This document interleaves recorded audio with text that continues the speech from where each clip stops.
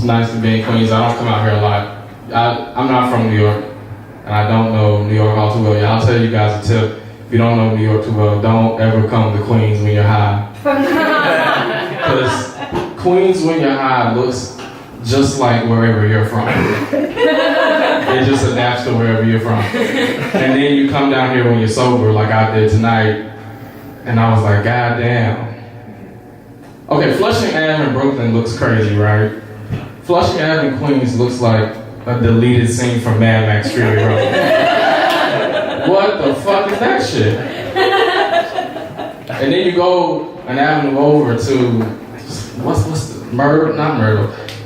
There's an avenue where every building is an auto shop. Nobody walks. There's nobody walking. Did everybody get transformed into a car or a construction worker?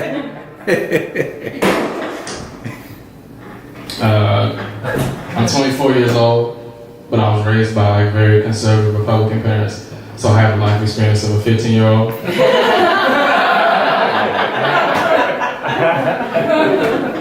I say white people are very out of touch with black people, and I know that because I tell people that my parents are Republicans. They're like, oh my God, what is it like to be adopted? I'm like, guys, black people can hate poor people too. It's not just one percent. Parents don't hate poor people though, they're just very religious people. I'm from a really small town down in South Carolina.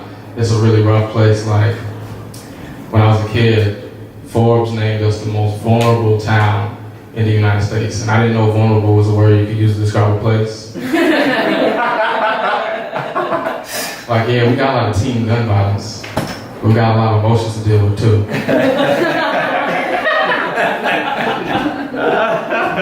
And then 3 years later, CNN came and they were like, guys, it can't be that bad. And they wrote the profile and they were like, holy shit, it really is that fucking bad. And so the Chamber of Commerce, the thing we have in small towns, is a group of 5 people who decide everything that we're all gonna do. Chamber of Commerce decided that they were gonna repair our image in the world.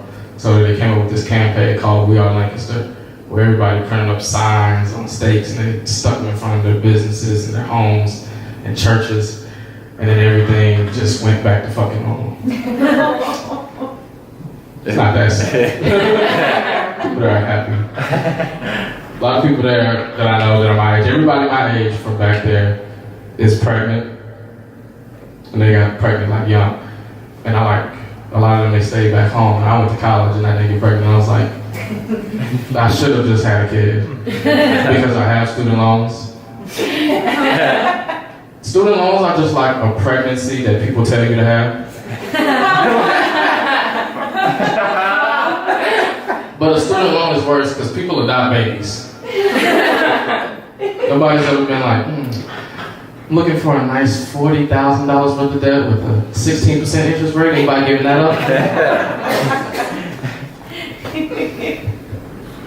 In my younger days, when I was a kid, I had a cousin who used to smoke crack. It's not funny. Addiction is a serious issue. Did you think I was going to get up here and joke about addiction? I am. He used to smoke crack all the time, and when he would smoke crack, he would steal stuff. And he stole our bikes all the time. Me and my little brother, like he stole our bikes, not once or twice. He stole our bike the way the government takes taxes out of your check. Like every 2 weeks, we were gonna come home to a stolen bike. And it made me grow up so quick because my mom sat me down and she was like, Devin, you know how people are. And I was like, I don't, I'm 6. I don't want to meet any more crack addicts for at least 12 years.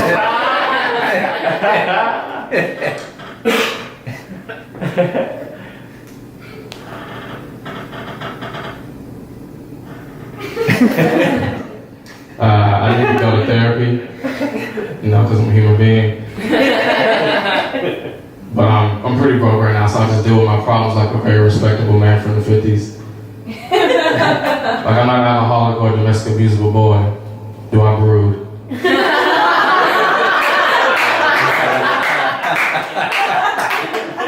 big time brooder. People get to know me and they're like, Devin, you seem way older than you really are. And I'm like, yeah, that's what happens when you hold on to every slide for 6 months. It ages you like a ripe plantain.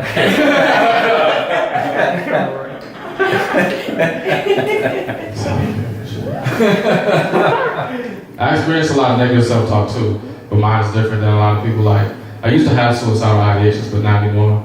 Now my brain is just like a friend that takes roasting me too far. Like a couple months ago, I was washing my sheets, and they didn't get all the way dry. And in my head, I was like, see, that's why you ain't never gonna be shit. I was like, damn, that was harsh, but funny. And my brain hit me back like, yeah, it was. I don't know, you fucking retarded. I was like, shit, I don't even talk like that. Then my brain hit me back like, yeah, you don't, but I do. I'm a bad person.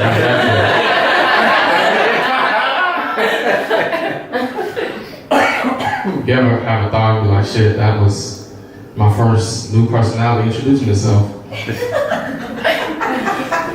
That's just dark. I think it's high time that women in this country have full reproductive rights. I think that's past overdue. But I do think that when it happens, that white women should get them last.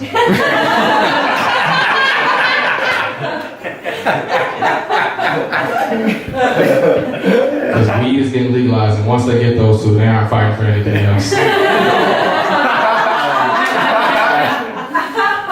Like, once you can go to CVS and get a quarter pound of some good kush and the Plan B pill, every other minority is fucked.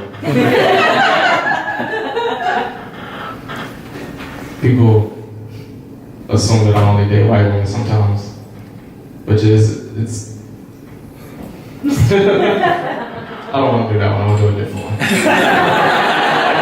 That was good too, though. People always think that I can like solve all their problems, and it gets ridiculous. Like I used to have an old job, I used to work retail, and one time this Asian family came in, and it's gonna be important that they were Asian. They came in and they had a little son with them, and he was crying, so they pointed at his face and pointed at my face and pointed at his face and pointed at my face. They were like, please stop crying. And I was like, is that a thing? Do Asian people think that if you look at a black guy, it makes your baby stop crying? Because it's so that's racist, but it's also cute. And I'm here for anything that's cute. And so I realized I want that to be the new stereotype for black guys, because I know we got to give one up because we got too many already. And so I realized I would give up the idea that every black dude has a huge dick. Because it doesn't do anything for you. Like, having a big dick is like having a college degree. Like, yeah, you got it, but can't change the world with it. That's what you gotta do.